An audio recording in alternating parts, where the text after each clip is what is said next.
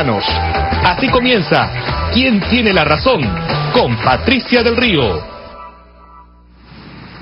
Buenas noches, queridos amigos. Ya estamos listísimos en ¿Quién tiene la razón? Para empezar el debate sobre los temas más importantes del día. Bueno, por lo pronto ya bajó un poco la emoción que tenía todo el mundo el día de ayer, que estaba de lo más desconcertado y de lo más emocionado, hay que decirlo, por la captura de Alejandro Toledo, porque la gente está con ganas de que sea justicia. Y hay que decirlo, es un caso sobre el cual Fiscalía ha logrado cerrar un círculo sumamente importante en la investigación. Pero pasan otras cosas, hay discusiones en el Congreso de la República, todavía empiezan a surgir voces sobre cuál será la mesa directiva y hay algunos pronunciamientos al respecto y por supuesto sí en los debates de la reforma política. Tengo 3 jóvenes congresistas conmigo, hemos estado bromeando, que lucirían muy bien en una mesa directiva, por supuesto. Venimos a presentarnos en fórmula. Han venido a presentar su terna. En este orden, en este orden. O sea, tú el presidente, por supuesto. Y está con nosotros Miguel Torres, congresista de Fuerza Popular en México. ¿Cómo estás? Gilbert Violeta, congresista. ¿De qué eres, Gilbert, ahora? Siempre contigo. Tiene problema de identidad. Siempre conmigo, dice ya. Por eso presidente Ferrando, está bien. Y el mundo del águila, congresista de Acción Popular. Muy bien, señores. Agradezco siempre el buen humor y las ganas de venir a conversar con nosotros al programa.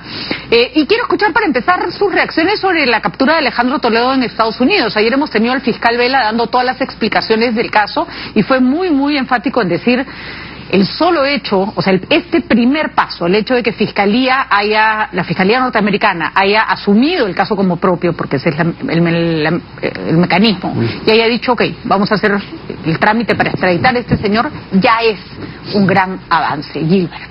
Bueno, el expediente fue enviado en mayo del 2018, o sea, poco más de un año.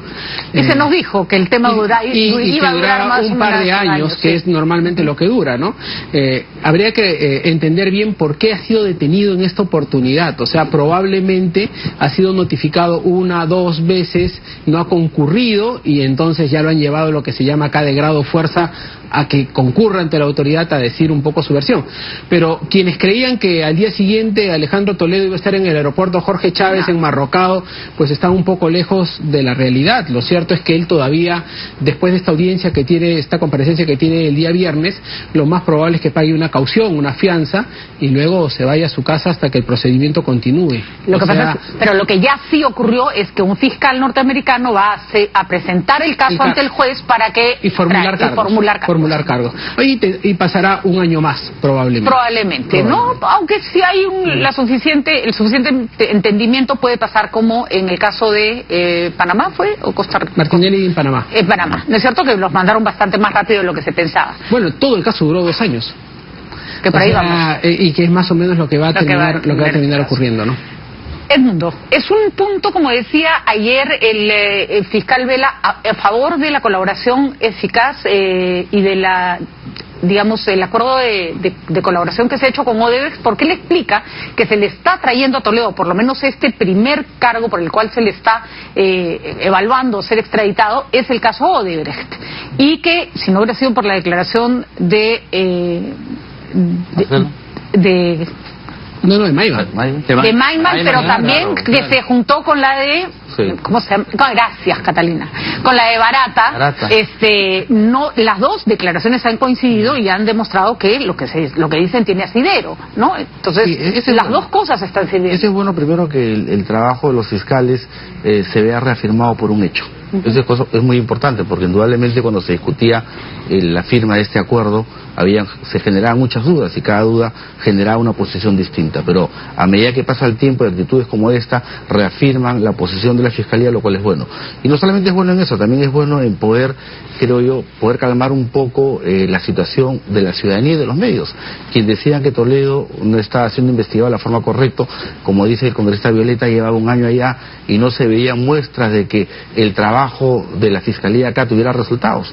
Ya se tuvo un primer resultado, creo yo, indudablemente que queda aún un trayecto largo por recorrer, pero ya se empezó. Lo que hay que, primero, la justicia americana tiene que entender y tiene que ver que Toledo no es un perseguido político y que hay indicios suficientes como para poder procesarlo. No solamente está la confesión de Barata, está el señor Maiman, que creo que se va a coger como testigo. Sí. Ya está como colaborador. Ya está, entonces todo eso ha ayudado finalmente a poder llegar a esas 34 millones de razones que hoy en día todos sabemos. Claro, porque Maiman decía que él tenía mucho dinero y que se lo hacía alegremente porque le daba la gana, se lo había dado a Toledo para que se compre oficinas. Pero en el momento en que se da cuenta que va a hablar Odebrecht, entonces Odebrecht dice, yo le di la plata a Maiman, y Maiman dice, y yo se la di a Toledo, ¿no? Entonces, y Toledo la tenía en una cuenta, y con esa cuenta fundó Ecoteva y finalmente hizo lo que tenía que hacer. Sin ese link entre Maiman y Odebrecht hubiera sido difícil cerrar el caso con tanta facilidad, ¿no? Yo creo que sí hubiera sido difícil, pero lo que sí a mí me evita la reflexión muchísimo es la poca transparencia que ha habido durante todo este tiempo.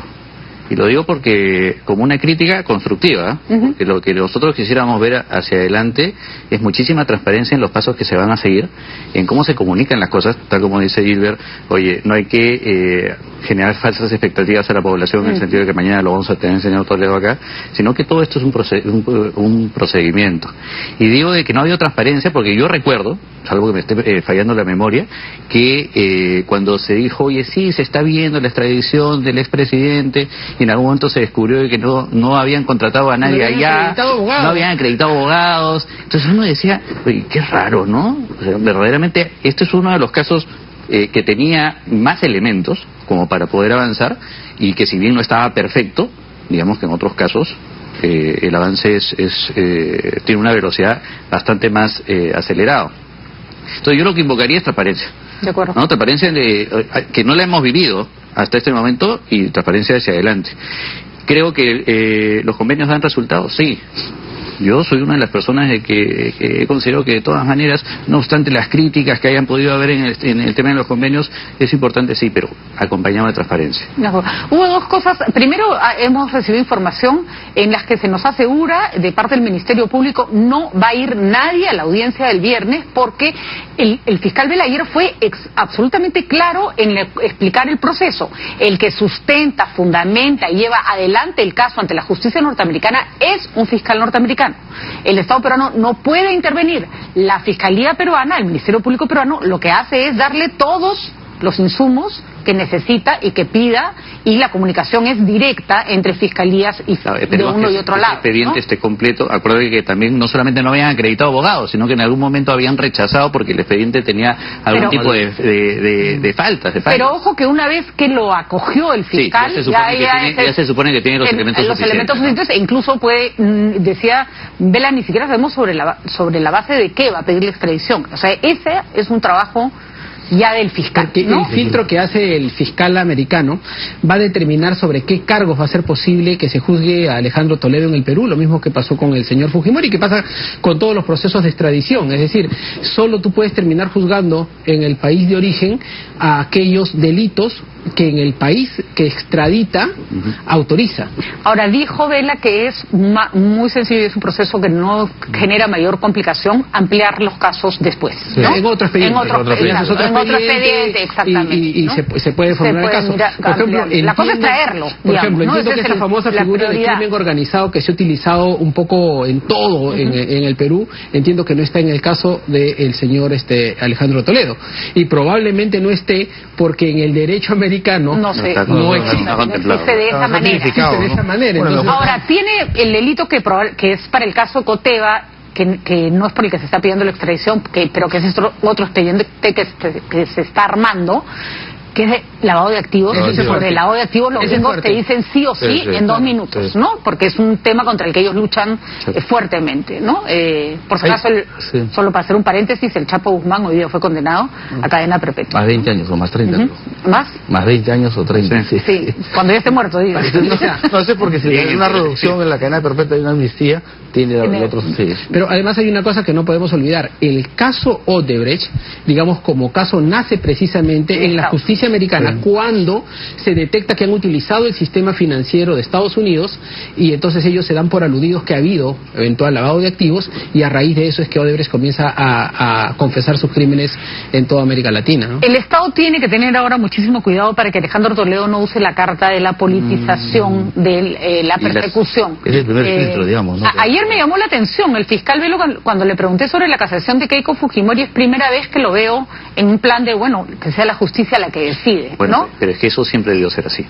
O sea, digamos... O sea, no es primera vez que lo veo, pero lo vi como más tranquilo con respecto a ya, pues que pase lo que tenga que pasar, ¿no? Yo sí tengo que decir ahí que flaco favor le han hecho al país, a algunos miembros de la Fiscalía y del Poder Judicial, e incluso a algunos medios de comunicación, porque han, yo creo que, generado que personas como Alejandro Toledo pudieran alegar que en su caso hay una persecución política. Yo creo, evidentemente, que no. Y creo que si va a utilizar a Keiko para eso, yo tengo que hacer una diferencia clarísima entre ambos. O sea, tengo una persona que se escapa de la justicia, y mientras que tengo una mujer que durante 18 años se ha enfrentado a la justicia y que se ha quedado acá y que dijo, ok, si me tengo que ir a la cárcel, me voy, me sacrificaré en pos de que la justicia defina las cosas como son. Y una diferencia fundamental, y es Alejandro Toledo fue funcionario público, presidente del Perú, y recibió coimas. Y se fue y no quiso volver, y además recordemos que tiene la Fiscalía como temas que apoyan su postura de que no es una persecución política, Alan García, el que pusieron de regreso en la vereda de la embajada uruguaya, y el caso de Inostroza, quien la justicia va a devolver, pero ¿no? Es inevitable que tanto Alejandro Toledo, y eso nosotros lo advertíamos, como el mismo señor Inostroza, utilicen declaraciones del poder, más bien del poder ejecutivo a su favor, y van a decir, miren, tan hay involucramiento del poder político en la justicia que hasta el Tribunal Constitucional se retira de un proceso de reforma del sistema de justicia en momentos en el cual estaban obligados hasta legalmente a hacerlo. O sea, de que van a querer utilizar esos argumentos de todas maneras. Pero Ahora, ya llegará un filtro, o que un fiscal salga y diga, oye, no, tiene que plantear cuestión de confianza para que cierren el Congreso. Claro, bastaría poner las declaraciones de los fiscales, las declaraciones Ahora se de los fiscales, moderado, ¿ah? Se ha moderado. Y además hay otro punto que me parece bien. El juez Castañeda, que se inhibió por unos audios que no lo comprometían, le han dicho, no, inhibirte nada, te quedas en la sala y cumples con tu función. Lo que me ha parecido saludable, porque le ha quitado esta cuestión de que a cualquiera lo van a chantajear con audios que no tienen sentido, ¿no? Pero no quita el escenario, Patricia, de que algo está pasando. O sea, porque verdaderamente no era justo de que una persona que ya tenía su vista de la causa, por unos audios que literalmente no tienen absolutamente nada que ver, lo que está pasando es que tenemos el caso de corrupción más grande, largo y complejo de nuestra historia en estos momentos. O sea, básicamente ahora sí. Y un poco de psicosis también. Y psicosis de todos lados, ¿ah? De todos lados. Escuchemos qué dijo el canciller, el señor Popolizio, el día de hoy, que es uno de los pocos autorizados para hablar sobre el tema Toledo, porque Cancillería tiene un rol activo en la extradición. Me parece que salvo él, nadie más se ha pronunciado, pero mejor escuchamos. El Estado peruano, a través del Ministerio de Justicia, ha contratado la asesoría del mismo estudio que asesoró a Panamá en el proceso de extradición del expresidente Martínez, a Foley Hawks. Ese estudio obviamente hará un seguimiento, asesorará a las autoridades peruanas, pero lo que quiero dejar bien claro es que quien defiende el proceso de extradición solicitado por el Estado peruano es el fiscal americano designado para el caso ante el juez federal del Distrito de California. Más temprano que tarde tendremos al expresidente Alejandro Toledo rindiendo cuentas a la justicia peruana. Definitivamente, esta cooperación internacional demuestra que no hay lugar seguro para los corruptos. Muy bien, ahí estaban las declaraciones del canciller Néstor Popolizio. Entonces, en conclusión, señores, ¿les da a ustedes cierta seguridad de que este proceso se vaya a llevar a cabo de manera eficiente? Bueno, tranquilidad, al menos. Hasta ahora parece que sí, ¿no? Después de varios meses de silencio que genera intranquilidad, desconfianza, creo yo que hoy en día no únicamente hay una palabra, sino un hecho que es muy importante. El señor Toledo el día de pasado mañana tendrá que ver si tiene la posibilidad de pagar esa fianza, porque también no te olvides que al estar por lavado de activos, él tiene que demostrar de dónde saca el dinero, salvo que sea un préstamo. Y yo no sé si a esas alturas todos los amigos que tenía aún todavía los mantiene. Entonces él tendrá que demostrar eso. Y lo otro es que quisiera un poco complementarlo dicho, cuando hay una coyuntura o un escenario tan complicado como este, en el cual todos están involucrados en un sistema de corrupción, lamentablemente la ciudadanía, los medios y la política se vuelve sensible. Y lo más fácil para los políticos es alegar que hay una persecución política. Y cuando no solamente es uno, sino son todos. Entonces hacen espíritu de cuerpo, ahí se olvidan de ideologías, de que estuvieron en algún momento enfrentados por posiciones económicas o políticas, sino hoy en día apuntan a un solo lado, que es tratar de eludir la justicia. Entonces, por eso, pero ojo, hay distinciones. No, está bien. No, pero hay distinciones, porque a mí me preguntan, oye, ¿hay persecución política de Alejandro Toledo? Yo creo que no. Creo que algo está sucediendo extraño en el caso de Keiko Fujimori, por supuesto que sí. Y tengo una recatafita de incidentes que me lo acredita, pero no es que estemos haciendo... Pero reconocer irregularidades no nos permite saltar a la conclusión de persecución política, no a todos. En todo caso, y nosotros la posición que hemos adoptado como partido, como bancada, es respetar la independencia de los poderes. Nosotros no nos manifestamos ni cuando el señor Carguancho metió a la cárcel al señor Ollantumala y al señor Nadine, cosa que sí lo hicieron algunos grupos, o cuando fue con la señora Keiko. Finalmente que actúen con la libertad que tengan que actuar. Opinar en el momento preciso a veces es complicado. Esperemos que el tiempo finalmente dé la razón. En eso sí coincido, pero que esa prudencia que me dice que la tiene Edmundo y su grupo, no solamente se espere de los políticos en el Parlamento, sino también de los miembros del Ministerio Público, de los miembros del Poder Judicial e incluso la objetividad dentro de los medios de comunicación. Algunos lo tienen, algunos no. Bueno, algunos... eso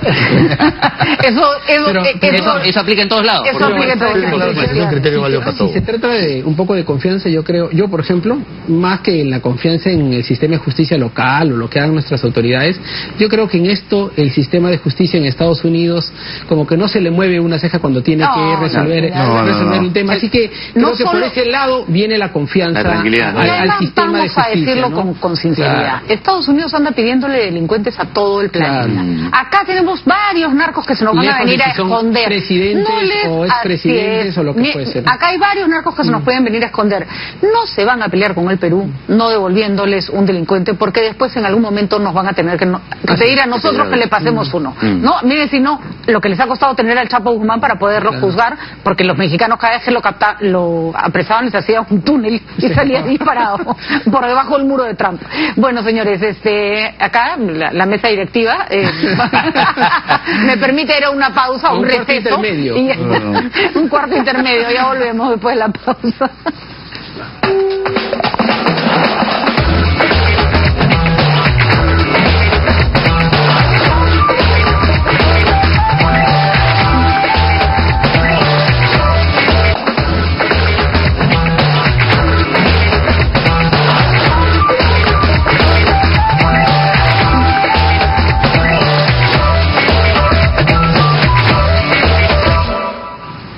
Bueno, complicado se va poniendo el tema en Tía María. El tema de la captura de Toledo nos puso a todos un poco la mirada en los Estados Unidos, pero el problema en el sur continúa, y continúa con un ingrediente particularmente peligroso, y es la participación de las autoridades regionales y las autoridades locales.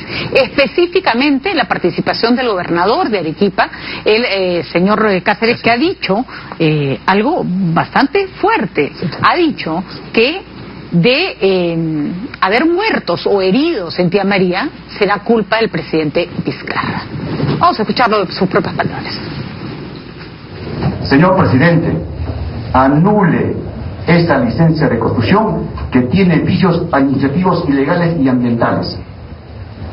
Le culpo de cualquier muerte, herido que pueda ocurrir, porque las protestas están dándose. No queremos más sangre, son 8 muertos ya. ¿Cuántos muertos más quieren? Y le digo a la vicepresidenta Mercedes, es responsable de la muerte de Baguato de 33 personas, entre policías y hermanos originarios. No tienen la capacidad moral de indicar y de refutar la posesión del sur. Nosotros, como autoridades de la región, pedimos al presidente de la República, le queda todavía horas, son 48 horas, para que pueda anular de oficio la licencia de construcción. A ver, el tema de Tía María es complicado, ahí no vamos a negar, es un tema con una historia muy compleja, efectivamente, que acarreó muertos heridos, una historia de una empresa que lleva muchísimos años en la zona y no siempre se comportó como se comporta hoy la minería moderna, que está haciendo esfuerzos, pero tiene un pasado que podríamos decir la condena de alguna manera. Hay preocupaciones de la población que son absolutamente válidas y atendibles, y hay un gobierno cuya debilidad llevó a que esto se firmara a último minuto o se le diera luz verde a último minuto, y eso ha generado mucha desconfianza. Pero lo que estamos viendo ahorita es alguien montado sobre una plataforma política a su santo. Y nada menos que el gobernador nada de menos la que el región. Gobernador de la región, que además ha elegido ayer Velázquez, que él decía algo que me hizo reír, ha escogido el modelo vizcarrista, o sea, pone plazo, claro. ¿no? Y en 72 horas me levantas. Ultimátum al señor presidente de la República, ¿no? Le doy 72 horas porque si no, en buena cuenta, viene una ola de protestas donde van a haber muertos, y yo además le hago responsable a usted por los muertos. Aquí, a mí me parece, Patricia, primero, el gobierno tendría que haber hecho un mejor trabajo de entendimiento antes de entregar una licencia de construcción, porque el contramensaje es que el gobierno no puede decir, te entrego una licencia de construcción para que no construyas. O sea, si le está entregando la licencia de construcción es porque está autorizando que la empresa pueda continuar con su proyecto. Ahora parece que se va a tener que tirar para atrás si es que no quiere que este enfrentamiento pues termine en una desgracia mayor, pero por otro lado absolutamente inaceptable las declaraciones del gobernador regional, ¿no? Es desde una falta de respeto hasta una clara incidencia en posibles delitos, porque está más que asusando a la población y llevarlo a una suerte pues de desobediencia. Además anunciando muertos y heridos, o sea, hay que ser realmente una persona que está mal de la cabeza porque casi parece que los deseara, ¿no? Es una cosa terrible. Edmundo. Sí, yo creo que Tía María tiene una historia que no nace ahora, nace en el 2009. Y en el 2009, lamentablemente, hasta la fecha no se ha hecho nada para poder recuperar, primero, la confianza de la gente, segundo, generar un diálogo que sea transparente y que sale con la verdad. En el 2009, creo que los UNOPS hizo 138 observaciones. Que se han levantado, pero había 138 observaciones. Pero luego, en el 2014 o 2015, si mal no me equivoco, presentan nuevamente el estudio, y algunas observaciones, o en todo caso, no fueron levantadas por los UNOPS. Entonces todo eso ha generado, ¿no?, que la gente en primera instancia, en vista de que iban a tomar el agua del subsuelo, pudiera generar un reclamo. Hoy en día el reclamo ya no es eso, hoy en día el reclamo es querer decir que el último proyecto no ha sido aprobado por UNOPS, y como vence la licencia, o hay plazo hasta el 1 de agosto para la licencia de construcción, entonces el gobierno se adelanta y de forma arbitraria, unilateral, agarra y coloca sobre la mesa una autorización que no estaba prevista. Eso es por el lado del gobierno, ¿no? Y por otro lado está bien explicado Gilbert, el tema del gobernador. Un gobernador, una persona sumamente irresponsable. Yo creo que le ha dado de su propia medicina al presidente. A él que le gusta puede seguir y dejar proyectos de ley en el Congreso, creo que le ha dejado una alternativa que únicamente tiene un plazo de 72 horas. Y lo lamentable, Patricia, es que el presidente separa a Tía María, que es uno de los cuatro proyectos que se podían parar, porque también está que ya ve que Moquegua que ha empezado, está Río Blanco y las Bambas, que a Dios gracias está encaminado, pero el presidente, pese a que tiene todos esos problemas, se da tiempo para declarar sobre la reforma política y los plazos que vencen el viernes, que son aplicables a 2021. Los plazos, lo de ahora es para darle consistencia al tema. Hay otro proyecto llamado Zafranal que también es bien importante. O sea, es una zona llena de proyectos. No, mira, además, como decía Marisa Lara en la mañana, y es verdad, es una zona además que su productividad agrícola no es desdeñable. O sea, no es un valle que produce 4 naranjas, no. Es un valle que tiene 30.000 familias agricultoras, ¿no? Y que produce bien, ¿no? Sí, produce bien. Creo que no tiene la productividad tan alta porque producen básicamente arroz, como en otros lugares donde sí la productividad es mayor en cuanto a la tierra, pero bueno, finalmente ese es su negocio. Pero creo que hay una negligencia por parte del Estado, que no tiene la capacidad, la eficiencia, la eficacia de poder comunicar. Mira, yo me he hecho un cuadrito acá, Tía María, Quillabeco, Río Blanco y Las Bambas. Entre los tres, más o menos van a tener una inversión de casi 20.000 millones de dólares. Si es que no se paran los 3 primeros, que Dios quiera que no sea así, ¿no? Y van a generar empleos en casi 53.150 personas. Mira lo que estamos perdiendo. Si tú eres Estado, le entregas una licencia de construcción a una empresa y luego le dices, sorry, me equivoqué, devuélveme la licencia de construcción, ¿qué otra empresa va a confiar en la palabra del Estado? Yo quiero ir a ese punto, ¿no? Porque yo, del análisis que puedo ver es, nuevamente, falta de transparencia. O sea, no podemos decir a la población directamente cuál es la situación. Sí, en efecto, o sea, UNOPS no levantó o no hizo una segunda revisión del informe. ¿Por qué? Porque el Estado ya no tenía celebrado el convenio con la UNOPS para que pudiera hacer la revisión, pero el Estado se ha hecho cargo de esa revisión y ellos son los responsables. Pero lo ha hecho el Ministerio de Energía y Minas y se esperaba que lo hiciera una entidad como quiera que sea, pero por un tema de estabilidad, de predictibilidad, si es que la autoridad, sea directamente o contratando con un tercero, lo hace, eso te tiene que dar la seguridad de que puedes hacer una inversión. Así es. Y si empiezas con discursos que en realidad lo que hacen es confundir, en el sentido que estaba hablando Gilbert, de, oye, no, sí te doy la autorización, pero no estás autorizado. Entonces, claro, lo que haces es empoderar a las personas y empiezan a aparecer este tipo de declaraciones como el gobernador regional. Es mejor no entregar la licencia. Por último. O sea, ¿sabe que no tiene? Bueno, pero si no has cumplido usted, señor, con sus observaciones, el mejor mensaje para el sector privado será: si no me cumplen, no van a tener licencia. Pero eres claro en tu discurso. Lo que no puedes es un Estado que entrega y después se desdice. Hay un problema, por ejemplo, que también es verdad, no avanzamos nada en el ordenamiento territorial. No. Entonces, ¿qué pasa? Que la mitad de Islay está concesionado. Sí, sabe Dios si algún día se haga algo en esa zona, de repente queda concesionado, pero no. Pero es horrible vivir en un sitio donde tú ya sabes que alguien ya trazó un mapa de cómo van a invertir encima del lugar donde tú estás sentado. Entonces, un tema que se arrastra y que empieza a ser en realidad el origen de la mayoría de nuestros problemas. Si a eso adicionalmente, al problema de limitación y todo, le sumas el hecho de la ausencia del Estado, o sea, estás haciendo evidentemente que ahí se genere un descontento legítimo, que pueden decir, y yo me imagino que deben tener algunos argumentos al respecto de que el tema sea medioambiental y todo, pero también seamos sinceros, es un tema económico. Yo creo que la población en muchas oportunidades ve que se llega acá una empresa, se lleva toda mi riqueza y nosotros nos quedamos sin nada. Entonces, mientras la población no vea, de parte del Estado y de parte de la empresa, ojo, yo creo que ahí los dos tienen que estar involucrados, ¿no? Es decir, oye, el hecho de que acá venga una actividad empresarial y que no comparte esa riqueza con los vecinos, con los que estamos ahí, pues evidentemente genera un descontento, ¿no? Y yo creo que las empresas tienen que aprender, y en eso creo que se ha avanzado, que no puedes presentar pues un proyecto que tiene 190 observaciones, claro, ¿no? O sea, te estás zurrando en el tema ambiental y decir, perdón, pero es que sacar el agua del mar no me sale a cuenta. Bueno, no te sale a cuenta, piña, tu proyecto no va, no vamos a contaminar toda la zona, pues, ¿no? Un indicador de rentabilidad. Pero además por una sencilla razón, porque si para esa empresa los números no funcionan, yo te aseguro que hay otra empresa en el mundo para la que los números sí funcionan y que tiene la tecnología adecuada. Entonces, ¿qué es lo que le tienes que decir? ¿Sabes qué? Tú con tus estándares no cumples mis exigencias como Estado. Deja que otra empresa que sí los cumple venga y haga el proyecto. Ahora, el mejor de los escenarios, improbable, pero el mejor de los escenarios es que el diálogo prospere, ¿no?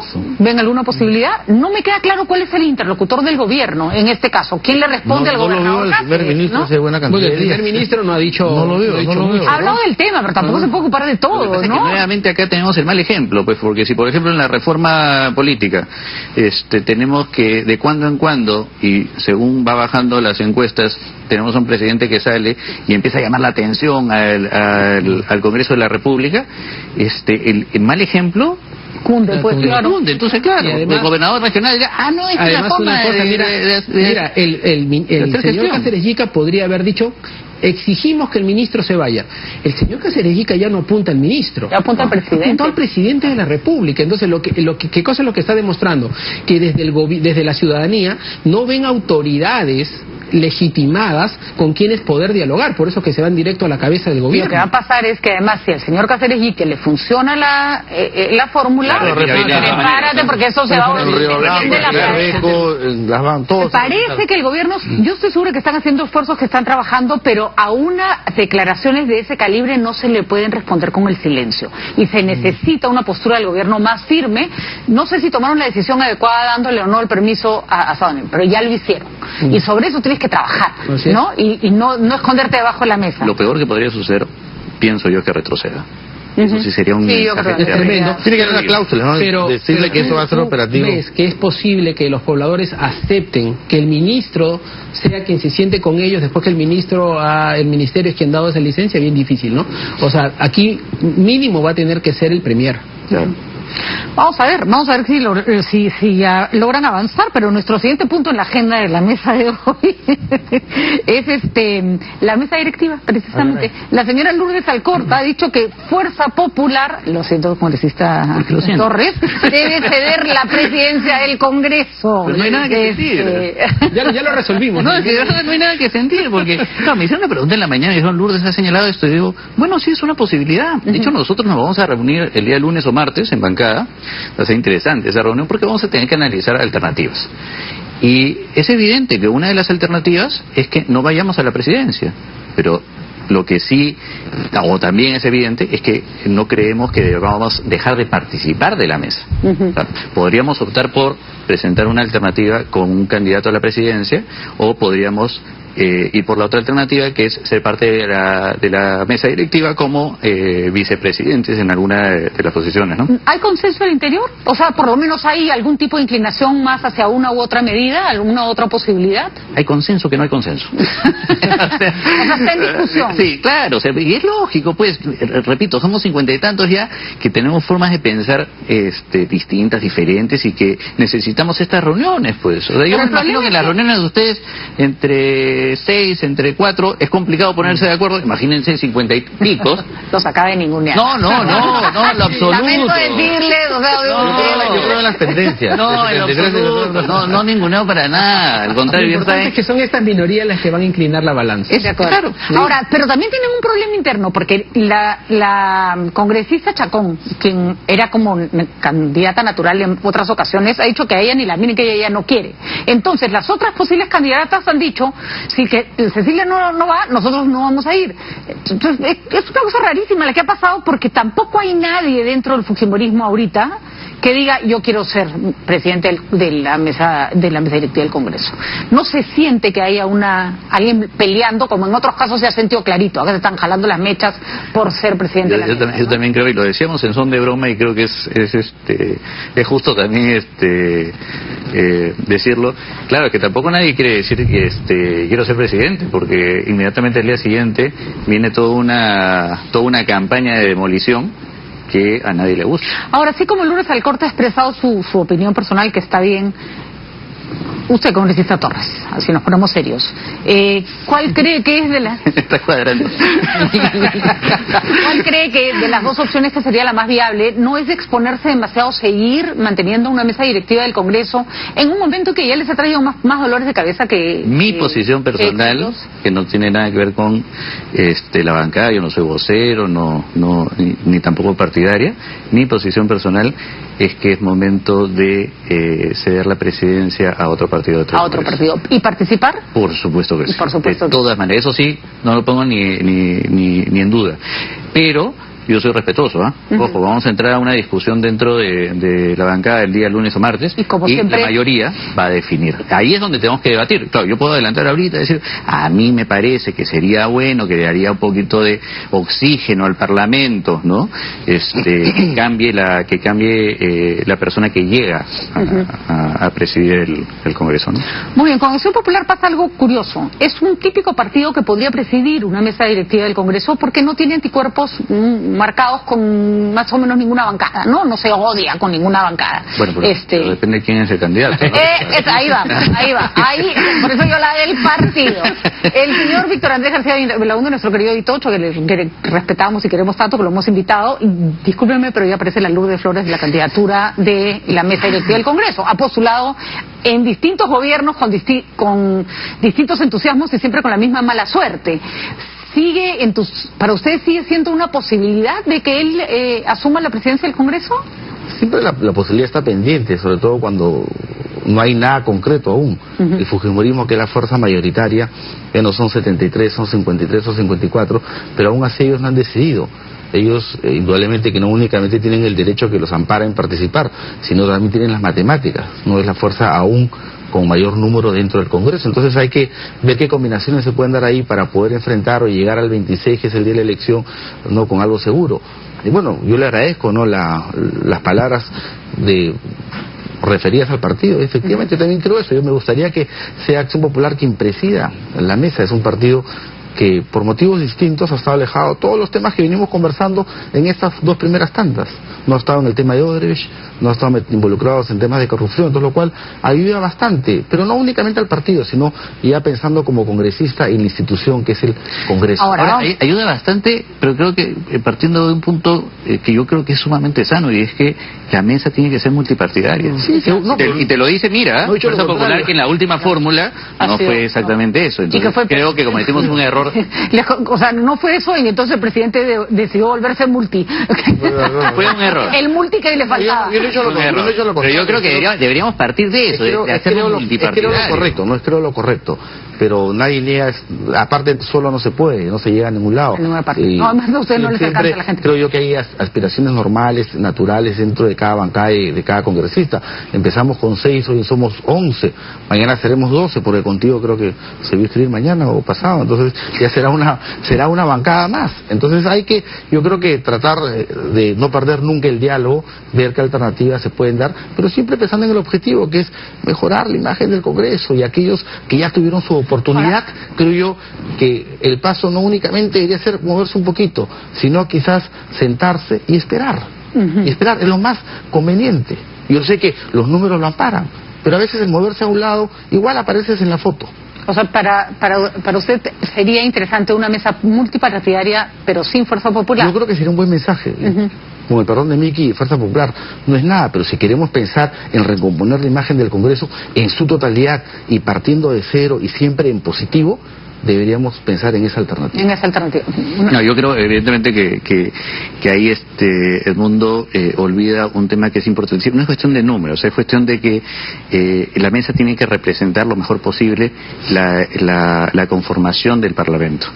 Y si Fuerza Popular pasa de una anterior fórmula en la cual tenía copaba todo, y ahora pasa a una fórmula en la que puede sugerir, por ejemplo, no estoy diciendo que vaya a ser así porque falta la decisión, 1 o 2 vicepresidencias, es un buen mensaje. Es un mensaje que también toca acoger de la otra parte y decir, oye, quizás esta sea una bonita oportunidad para poder formar parte de una mesa directiva que, ojo, y lo conversamos en algunas oportunidades, ¿no? La mesa directiva debería operar de manera colegiada, ¿no? Bueno, eso le daría una suerte de fortaleza frente al Ejecutivo que hasta ahora no ha tenido, porque o ha sido una mesa que se agarra patadas con el presidente, o ha sido un presidente del Congreso que se volvió amigo del presidente de la República en contra de su propia institución. Creo que hay, una cosa es la composición en sí misma de la mesa, y otra cosa es para qué formas esa mesa, ¿no? Y yo creo que hay dos cosas que han faltado en este periodo, en la presidencia del señor Salaverry, y de repente un poco antes también. La primera, muy marcada, es un mayor respeto institucional, o hacer respetar a la institución. Creo que ha habido más de un momento en el que el señor Salaverry no ha jugado precisamente en esa línea. Esperemos, él está intentando ir a la reelección, y si es que acaso llega a ser reelecto, esperemos que vaya en esa línea. Pero la segunda cuestión que es fundamental es tener una mesa directiva que marque una agenda parlamentaria distinta. Entonces, por ejemplo, muchas veces hemos terminado encerrados en las famosas discusiones sobre leyes declarativas que no tienen mayor valor. Entonces, si vamos a hacer una mesa multipartidaria, por lo menos que se haga sobre la base de para qué tienes una mesa multipartidaria, para defender la institución y hacer que el Parlamento se conduzca con honestidad, y por otro lado que tengas con claridad una agenda de discusiones que sean pues contributivas al debate del país. Entonces, mire, yo te digo una cosa, ya probablemente hasta entrar de temas de reformas económicos importantes va a ser muy difícil, pero un aspecto de estos temas de reforma económica, como el de la reforma sobre el sistema previsional, donde no es tan difícil ponerse de acuerdo porque ya hasta las AFPs han aceptado que tienen que haber reformas, no la podemos hacer. Vamos a ver, entonces la conclusión sería, lo más probable, de acuerdo, si más o menos se recogiera la opinión que tenemos acá, multipartidaria, con una agenda clara, además consensuada con todos los que están en la mesa, y que no dependa del capricho del presidente de turno. Yo tengo una variante en relación al tema del mundo. Yo sí creo que además de que tiene que ser multipartidaria, sí me parecería un poco mezquino sacar a Fuerza Popular de esa mesa, no con 2 vicepresidencias, pero con una que les permita ser un puente de conexión con 53 parlamentarios que finalmente... Coincido con Gilbert en que no es estratégico no poner al fujimorismo, porque después te va a decir que no a todo lo que se convierte en un opositor, claro. Se convierte en un opositor, y lo que necesitas es tener una agenda así se le ve integrada. muy bien para la foto. Así que les recomiendo, nada, yo creo que acá, bromas aparte, son 3 representantes de 3 grupos políticos distintos que pueden perfectamente dialogar, y si la mesa se reflejara en personas como ustedes, pero en grupos así y no en gente dispuesta a sacarse las mechas, tendríamos un mejor futuro de acá al 2021. Bueno, así que gracias. Les agradezco estar acá y les agradezco además la buena disposición para conversar del tema. Entonces juramos. Yo haré campaña. Gracias, señores. Muchísimas gracias. Ha sido una excelente conversación la de esta noche, y nosotros nos vamos para conversar con el señor Carlos Neuhaus sobre los Panamericanos. Un ejemplo de éxito en nuestro país, de esos que tantos necesitamos, de cosas que se pueden hacer en el tiempo indicado y hacerse bien. Ya volvemos.